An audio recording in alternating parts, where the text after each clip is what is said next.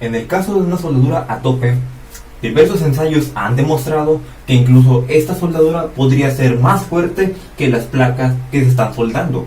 Esto en el caso de que esté bien colocada. Ahora, como la soldadura es más fuerte que las mismas placas, podemos decir que la carga máxima que soportaría esta soldadura sería igual a la carga máxima que soportarían estas placas. Y ojo, esto realmente es como ponerle un límite a la soldadura o un factor de seguridad, ya que realmente la carga máxima de la soldadura es mayor a la carga máxima que soportarían las placas. Pero para no tener que determinar un valor concreto, vamos a definirlo de esta manera. ¿Y eso para qué? Si el esfuerzo normal permisible que van a soportar estas placas antes de que se rompan se define como la carga permisible, digamos la última carga que va a permitir esta viga antes de que ceda, entre el área menor de aplicación. Supongamos que contamos con una soldadura de dos elementos estructurales que cuente con un área diferente. Digamos, entre el área transversal de la placa 1 y el área transversal de la placa 2, sabemos que el área 2 es menor que el área 1. Por lo tanto, el área que recibirá toda la soldadura, o el área más frágil a romperse, sería el área 2, ya que se está colocando en los plenos bordes. Entonces, podemos cambiar nuestra fórmula de esfuerzo permisible como la carga permisible dividida entre el área transversal menor en caso de que las hubiera. En este caso, por ejemplo, que las áreas son iguales, no hay pierde. Entonces, ya que tenemos esto, únicamente resta despejar. Esta área menor que se encuentra aquí dividiendo pasará al otro lado de la expresión a multiplicar. Y de esta manera obtenemos esta expresión que define la carga máxima que va a soportar nuestra soldadura. Esta está en función tanto del área transversal, recordemos el área menor en dado caso de que las hubiera, y el esfuerzo permisible de las placas. Entonces, la carga permisible que soportará nuestra soldadura antes de que este elemento se separe o se rompa, se obtiene multiplicando el esfuerzo permisible de las placas. Recordemos que si las placas soportan la carga máxima, la soldadura también lo hará. El esfuerzo permisible que soporten nuestras placas multiplicado al área menor transversal de ambas placas. Si las placas tienen una sección transversal constante, como en estos casos, no hay ningún problema, será esta área que se esté tomando aquí. Pero si contamos con dos placas unidas a tope, donde exista una variación de las áreas, digamos esta placa 1 con un área 1 y esta placa 2 con un área 2, el área menor de ambas placas será el área considerada. De esta manera se diseñan las soldaduras a tope.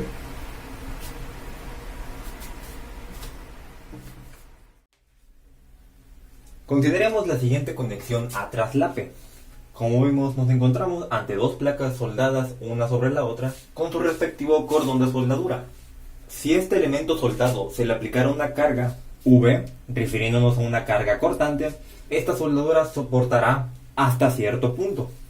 Si esta carga, por ejemplo, fuera una carga cortante máxima, digamos la última carga que nuestra soldadura pudiese soportar, hasta ahí todo iría bien. Pero ¿qué pasaría si esa carga superara la resistencia máxima de nuestra soldadura?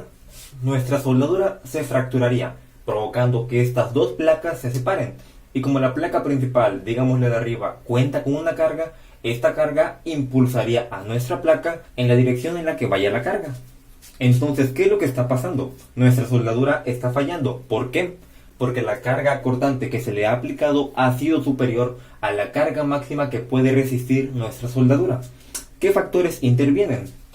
Interviene primero la carga cortante máxima, el esfuerzo cortante máximo que soporte a nuestra soldadura, la longitud de nuestra soldadura, el grosor de nuestra soldadura e incluso el electrodo con el que se esté realizando la soldadura. Todos estos elementos que tenemos aquí conforman a la soldadura. Y así como todos estos conforman a la soldadura, estos cuatro que tenemos aquí abajo definen la carga máxima que va a soportar nuestra soldadura. Anteriormente habíamos hablado de las soldaduras a tope y sabíamos que estas soldaduras podrían fallar debido a cargas axiales. Sin embargo, se sabía que una soldadura bien colocada entre ambas placas podría ser tan fuerte incluso que la placa, de tal manera que podíamos tomar la carga última o la carga máxima que soportaría nuestra soldadura en función del esfuerzo permisible de las placas multiplicado por el área transversal más pequeña. Ya explicamos eso antes. Pero ¿qué pasa con las soldaduras a traslape? En estos casos, en primer lugar, no estamos hablando de cargas axiales, ni siquiera de cargas normales. Estamos hablando ahora de cargas cortantes. Recordemos que las cargas cortantes son cargas paralelas a la superficie de contacto, a diferencia de las cargas normales, que son perpendiculares a la superficie de contacto. Ahora, estas cargas cortantes, ¿dónde se están ejerciendo? Pues sencillamente se están ejerciendo sobre la soldadura. Y no como pensábamos, entre las dos placas, la superficie que esté ocupando la placa menor. Por ejemplo, esta área donde se encontraba esta placa. Lo que realmente está pasando es que en alguna parte de nuestra soldadura existe un área de fallo que soporta una carga máxima. Si bien toda la soldadura está soportando la carga máxima cortante, hay un área de fallo específica que se tiene que analizar para poder determinar la carga cortante máxima que va a soportar nuestra soldadura. Primeramente, empecemos por lo básico. El esfuerzo cortante admisible que soportará nuestra soldadura se obtiene, como todos sabemos, dividiendo una carga cortante máxima, porque como sabemos es la última magnitud de fuerza que va a soportar nuestra soldadura antes de fracturarse, dividido entre el área de fallo, que todavía desconocemos. De esta manera podemos despejar a la carga cortante máxima, pasando esa área de fallo que se encuentra dividiendo al otro lado de la ecuación a multiplicar. De modo que ahora la carga cortante máxima será obtenida multiplicando el esfuerzo cortante admisible por el área de fallo. Ahora nuestro trabajo corresponde a determinar el esfuerzo cortante admisible y el área de fallo de la soldadura. El electrodo es una varilla de metal con un recubrimiento que se funde durante el proceso de la soldadura. Este electrodo, cuando recibe su cantidad de calor, se funde y funde también las placas, logrando así que se unan. El esfuerzo cortante admisible que soportará una soldadura se obtiene multiplicando 0.3. Esto equivale a un factor de seguridad que se nos ha brindado y multiplica al esfuerzo último de tensión del electrodo. Contamos con diferentes tipos de electrodos, los E60, los E70, los E80, entre otros, y cada electrodo cuenta con un esfuerzo último de tensión diferente y se obtiene a base de estos numeritos que el mismo nombre nos está brindando. Esa magnitud que nos está brindando los nombres de los electrodos se obtiene en KSI, es decir, kilolibras entre pulgada cuadrada, que es un equivalente a 1000 PSI, libras entre pulgada cuadrada. Por poner un ejemplo, si deseáramos saber el esfuerzo último de tensión de un electrodo E70, bastaría únicamente con pasar esta cantidad y colocarle su respectiva dimensión. En el caso de un electrodo E80, su esfuerzo último de tensión sería de 80 KSI. Y ahora, si deseáramos saber el esfuerzo cortante admisible que soporte una soldadura realizada con un electrodo E70, bastaría con multiplicar el factor de seguridad que se nos está brindando de 0.3 por el esfuerzo último admisible, que en este caso es de 70 KSI. De modo que el esfuerzo cortante admisible que soportará esta soldadura realizada con un electrodo E70 será de 21 KSI. Consideremos una vista transversal de esta soldadura. Esta es la placa de arriba, esta es la placa de abajo, y estas dos formas que tenemos a los alrededores equivalen a la soldadura que se ha implantado en la placa. Nuestra meta ahora es identificar el área de fallo de la soldadura. Para eso, esta parte que tenemos aquí, vamos a colocarla de manera un poquito más grande en esa parte del pizarrón. Ahora estamos considerando la sección transversal de esta partecita que hemos apartado. Contamos con esta placa de arriba, esta placa de abajo y nuestra respectiva soldadura. Como se ve, nuestra soldadura cuenta con una forma convexa. Cuenta con esa curvatura o coronilla que le da una forma irregular. Sin embargo, si nosotros lanzáramos una recta de esta esquina a esta esquina, nos toparíamos con este triángulo que cuenta con su respectivo ángulo recto en este lado, con estos dos catetos y esta hipotenusa. Ahora, algo que hay que destacar de la soldadura es que si consideráramos estos dos catetos como el ancho de la soldadura, tendrían unas dimensiones iguales, unas dimensiones que denominaremos por medio de la letra A y serán idénticas. De tal manera que ahora contamos con un triángulo que cuenta con su respectivo ángulo recto y cuenta con dos catetos de igual magnitud A por A. Si estos dos catetos tienen la longitud A por trigonometría, sabemos que estos dos ángulos que tenemos aquí tendrán la misma magnitud de 45 grados. Y nos estamos preguntando, ¿por qué tomar a la soldadura como un triángulo? Esto es debido a que no se conoce la dimensión, o la medida mejor dicho, de esta partecita. La distancia entre el punto céntrico de la hipotenusa del triángulo que hemos formado y la parte más externa de esta coronilla que hemos tomado a consideración, que digamos podría contar con una medida diferencial, una medida muy pequeña que hace fácil el no tomarla en cuenta y tomar a la soldadura en lugar de esta forma irregular y convexa, asumirla como un triángulo rectángulo de dimensiones A por A. Ahora, de este triángulo que hemos plasmado aquí, lancemos una recta que parta a este triángulo en dos triángulos idénticos pero de un menor tamaño. Esta recta que se ha lanzado se le conoce como la garganta de la soldadura, expresada por medio de la letra T. Y este es importante para nosotros debido a que representa el área de fallo de la soldadura. De modo que ahora contamos con ese triángulo que representa a nuestra soldadura. Esa dimensión T, un espesor cualquiera, es la garganta de la soldadura.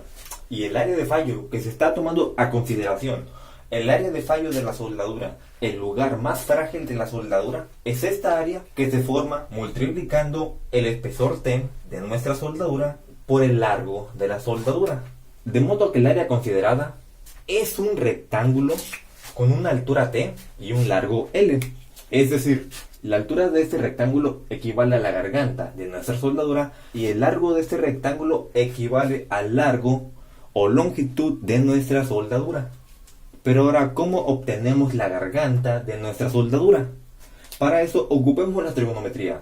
En primer lugar, ya vimos que este segmento T ha partido nuestro triángulo rectángulo en dos triángulos semejantes, ambos de un tamaño menor, de tal manera que si obtenemos cualquiera de los dos, por poner un ejemplo, este de acá abajo, nuevamente nos encontraremos con este triángulo rectángulo, que además cuenta nuevamente con dos ángulos de 45 grados, por lo que podemos suponer que este otro cateto tiene una dimensión T, el mismo espesor de la soldadura. De aquí podemos obtener, a base de trigonometría, la magnitud de la garganta de la soldadura. Si no se entiende de esta manera, podemos simplemente girarlo. Y de esa manera se entiende un poquito más este triángulo rectángulo, ya que ahora se ha colocado de una manera convencional. Entonces, queremos obtener la dimensión T. Primeramente recordemos las funciones trigonométricas, por ejemplo, seno o coseno. Supongamos que nuestro ángulo alfa son esos 45 grados que se encuentran aquí arriba. De igual manera podrían ser esos 45 de aquí abajo. Para este ángulo, nuestro cateto opuesto, nuestro cateto de espaldas, es este cateto T, mientras que nuestro cateto adyacente, nuestro cateto adherido, sería también esta otra T. Y nuestra hipotenusa en ambos casos es la dimensión A, el cateto de nuestra soldadura, el grosor de nuestra soldadura. De modo que vemos que la función seno de 45 grados y coseno de 45 grados equivalen a lo mismo. De modo que si quisiéramos obtener la garganta de nuestra soldadura, bastaría únicamente con pasar esta A, que en ambos casos se encuentra dividiendo, al otro lado de la ecuación a multiplicar. De modo que ahora es posible obtener el espesor, la garganta de nuestra soldadura, mediante funciones trigonométricas, multiplicando únicamente el espesor A, el grosor de nuestra soldadura, por el seno o el coseno de los 45 grados. Y todo esto porque el seno y el coseno de los 45 grados dan lo mismo, raíz de 2 entre 2. Pero para hacerlo más fácil, quedémonos con esta expresión. Ahora conocemos la garganta de nuestra soldadura, pero ¿qué sucede con el área? Bastaría únicamente con multiplicar la expresión que define a la garganta de la soldadura por la longitud de la soldadura, de modo que ahora el área de fallo se define multiplicando el grosor de la soldadura A, el seno de los 45 grados y la longitud L. Y con esto ya tenemos todo lo necesario para poder definir la carga cortante máxima que resistirá nuestra soldadura. Entonces, habíamos dicho que la carga cortante máxima que soportaría nuestra soldadura se representa multiplicando el esfuerzo cortante admisible y el área de fallo. Ya tenemos el esfuerzo cortante admisible. se da multiplicando este factor de seguridad de 0.3 que se nos está brindando, el esfuerzo último a la tensión que nos brinda el electrodo, y ya tenemos también el área, que se define multiplicando el cateto A, el grosor de la soldadura, por el seno o coseno de los 45 grados, y todo finalmente multiplicado por la longitud de la soldadura. Recordemos que la carga cortante se da en unidades de fuerza, kilolibras o libras. Pero ahora, ¿qué tal si deseáramos saber la carga máxima que soportará esta soldadura, pero por unidad de pulgada? La fuente que estamos tomando en consideración no marca unidades en el sistema internacional. Debido a esto, se está tomando todo en función del sistema inglés. Se están tomando todas las ecuaciones y expresiones, cantidades y magnitudes calibradas al sistema inglés. Por lo que si deseáramos saber la carga cortante que va a soportar nuestra soldadura, pero por unidad de pulgada, bastaría únicamente con sobreescribir esta expresión sin tomar en cuenta a la longitud de la soldadura. Si la carga cortante máxima se da en unidades de fuerza, es decir, kilolibras o libras, la carga cortante por unidad de área se dará entonces en unidades de fuerza, kilolibras o libras, por cada pulgada. Es decir, kilolibras entre pulgada o libras entre pulgada. Mediante estas ecuaciones es posible determinar la carga cortante de la soldadura, incluso el electrodo de la soldadura, el ancho de la soldadura o el largo de la soldadura, únicamente a base de despejes. E incluso, si deseáramos saber la carga cortante de la soldadura, conociendo únicamente la carga Q y el largo de la soldadura, bastaría únicamente con multiplicarlas una con la otra. Estas son las ecuaciones del diseño de soldaduras para conexiones traslapadas.